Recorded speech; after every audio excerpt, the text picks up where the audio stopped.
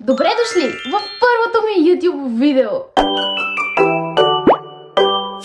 Не мога да повярвам. И първото ми YouTube видео го започвам с мокра коса, защото, нали знаете, в банята се случват някакви мисли и процеси и просто реших, че сега точно е момента да започна първото си YouTube видео и да започна с YouTube канал. Сега обаче първо да си изсуша косата и после продължаваме.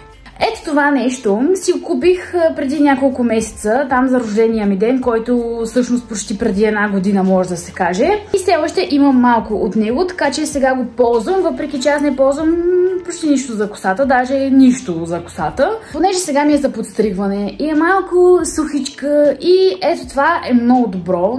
Но пробвах и шампуаните и балсамите на Moroccan Oil, защото имах голям мерак. Може би една година или повече аз исках да ги пробвам, обаче някакси да дам 50 лева за един шампуан и 50 лева за един балсам не ми се стори като най-добрата идея, но в един момент така ме усени и се ги взех. Готини са, но шампуана ми за 15 лева ми върши перфектна работа. Трябва да се внимава с него и се слага ето така мъничко и си го разтърквам и ето така лекичко в краищата. И се суша така надолу с главата, защото става перфектен обем. Ето за какъв обем става въпрос, скъпи приятели. Докато се оправям, малко да си поговорим. Идеята за YouTube кариерата ми всъщност не е от преди малко в банята. Може би е на повече от 12 години. Не знам защо ми отне толкова много време да започна и да се престраша, сякаш YouTube е нещо много страшно, но всъщност YouTube не е нещо много страшно, защото това е безсмислено твърдение дори. Общо взето, още преди 10-12 години, когато гледах разни ютубърки, бюти, разни, нали, такива влогърки. И аз много исках да се занимавам с такива неща, с видеа, с YouTube и така нататък. Обаче, не знам, беше ме страх, понеже аз бях много подигравана в училище, но сега кой се смее? Както си бях такава тихичка, една срамежливичка, смачкана, позволяваше на другите, нали, да я мачкат и изведнъж тук просто така ми прещрака и никой нищо не можеше да ми каже. Тъм започнах с TikTok и дори не знам как реших да започна с TikTok. Бях болна от онази велика болест, която не искам дори да споменавам. Бях под карантина 14 дни. В общежитието, в стаята, сама 14 дни. И тогава за първ път ми дойде идеята аз да си влогна всъщност всеки един ден от престоя в общежитието и болестта ми. И започнах така на първия ден, снимах си какво си закусвам, чая, обаче после влязох в една много тежка депресия заради това, че съм затворена в една стая 14 дни, не мога да изляза. И просто спрях и ревах 13 дни и половина. Това е друга тема. Както и да е.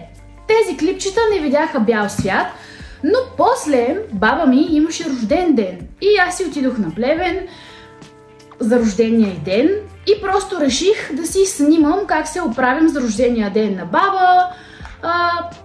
Коса, гримче, торта, някакви такива неща. И това видео, хора, това видео на 0 последователи избухна и имаше примерно 200 000 гледания. След една седмица дядо имаше рожден ден и за него също направих такова видео. Това видео също избухна и нямаше никакъв хейт.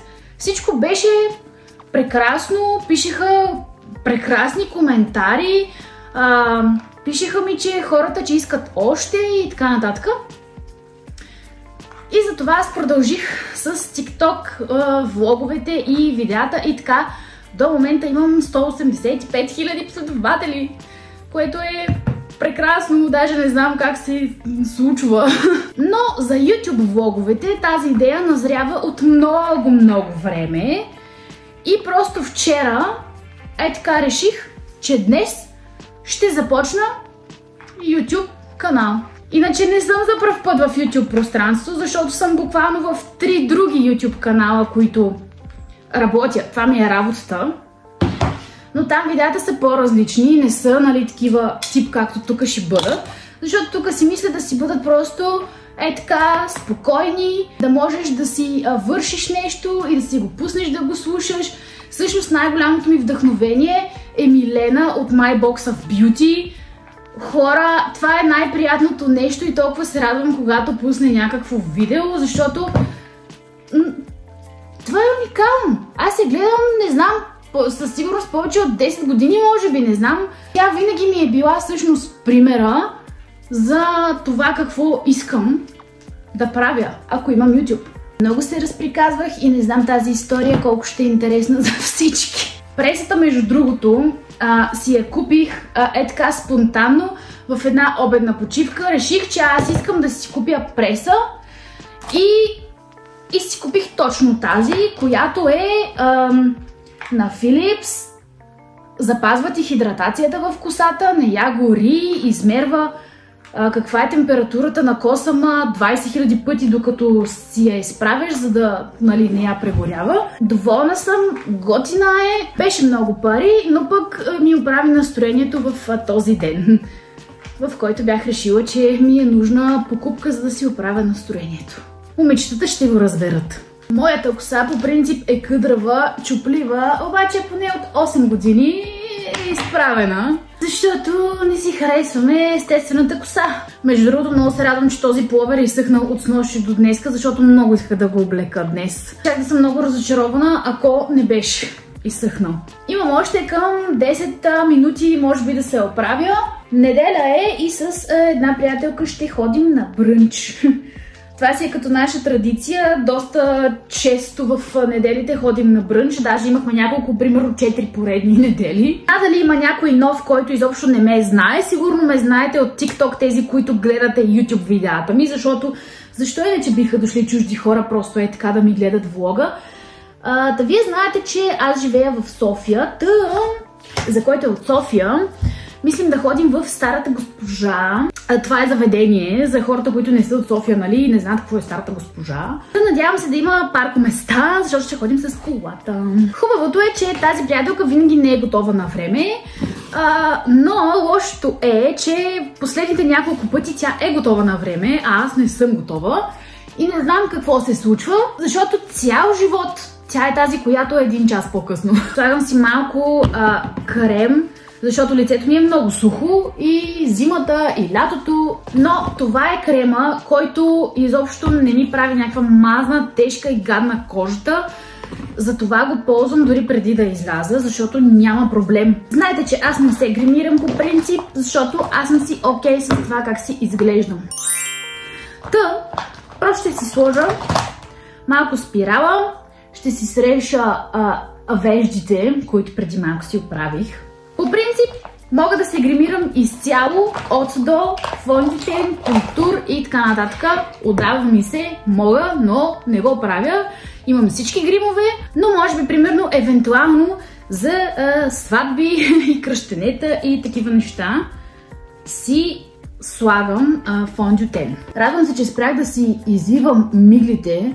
Бях кома на една сватба и преди това отидох на грим. И момичето ми каза, че ако спра да си извивам миглите, ще ми порасна повече и няма да се накъсват, както в момента за тогава изглеждаха малко зле.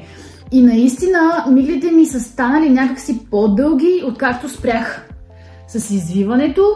Момичета, дайте ми вашите съвети. Как си слагате спирала без да се цапате, защото аз отгоре направо правя като очна линия от спирала и после си я трия. Ето така, с клечка за уши и с мицеларна вода. Но просто аз искам да започва от корена на миглите и да е готино, да не е така отгоре и затова май става така. Но цял живот го правя и не мога да го променя и не знам каква е моята грешка. Също напишете ми какви са вашите любими спирали, защото аз много години ползвах една и само тя ми харесваше и ползвах някакви други, обаче те бяха ужасни и не ми харесваха и те я спряха от производство. Не знам дали ще ви взема там на брънча, Защото аз по принцип съм човек, който снима видеа, но не говори сред хората. Навън просто снимам някакви кадри, след това отгоре слагам глас. Днес си е такъв женски ден, после ще отидем до мола и така. Не знам за вас, но аз много обичам да гледам такива влогове, в които просто нещо се разказва, нещо се говори, така приятничко и аз просто си върша някакви неща, чистя си нещо или си готвя и дори да са 2 часа, аз пак си ги пускам и си ги слушам. Много не ги гледам, но аз със всичко съм така. Bуквално вниманието ми върху филм е само ако е на кино. Защото там, нали, няма какво да правиш и само отиваш за киното. Но ако си пуснем филм вкъщи, аз много трудно се концентрирам. Умръзва ми, не мога да го гледам дълго, но такова е. По принцип, любимата ми марка е Rare Beauty, обаче, понеже ми свърши гланца на Rare Beauty и буквално не мога да изкарам нищо повече от него. Онзи ден си купих ето това, което е на NYX и пак е някакъв гланц. Така се цъка отдолу, не може да го прибереш, когато си вече си го цъкнал, нали? И е доста готино, харесва ми. С грима съм готова и само ще си пусна косата. А защо съм с пуловер? Защото вчера валеше сняг в София. Вчера беше 3 градуса. Този влог не знам кога ще излезе, но... Защото имам 3 влога за TikTok, които не съм обработила. Те са от примерно 2 месеца насам. Такъв е живота. Аз ходя и на работа и не мога да смогна. Тоест мога да смогна, ако си дам яко зор, ако не спя, примерно, както преди правех. Но в момента спя. Слагам си колана и тръгвам да я взема. Полицията да види, че си слагам колана. Тате. Включвам се на глас, защото няма как да говоря пред хората. След един бърз преглед на менюто, аз си поръчах салата с кариди. Беше окей, пинах един зелен чай, обаче тези бъркани яйца ги чакахме 50 минути. Хапнахме си солено, след като чакахме 50 минути за бъркани яйца. И сега нашата слабост, т.е. нейната слабост, но когато аз съм с нея и аз обичам да ям сладко, затова сега отиваме до Савини в Южен парк. Само за да видим какво има. Нали няма да си взимаме нищо? Мисля, че ще си вземем нещо сигурно. Наистина нищо не си взехме, защото нямаше нищо, ама то е 3 часа, имаше само някакъв сладолет и тирамису, примерно, нещо такова, пък ние не искахме това. Продължаваме към Paradise Center, защото трябва да си обиколим някакви магазини. От всички магазини, единството, което ми хареса, беше тази жилетчица с тези цветенца. Минахме през The Body Shop да видим новата колекция за есента, обаче и оттам нищо не ми хареса. Спрях да пия кафета, сега съм на матча и пробвах тази с манго, но тя беше просто ужасно без коментар. Вече съм вкъщи, мисля, че е 7 часа, 5 часа бяхме навън. Много е изморително да пазаруваш реално. Взех си само една черна блуза. Вчера правих един кекс, взимам го и отивам да го нося на мъжа ми, който не сме женени, не живеем заедно, но е мъжа ми. Понеже обича ябълков кекс и аз втори път за тази седмица му правя ябълков кекс.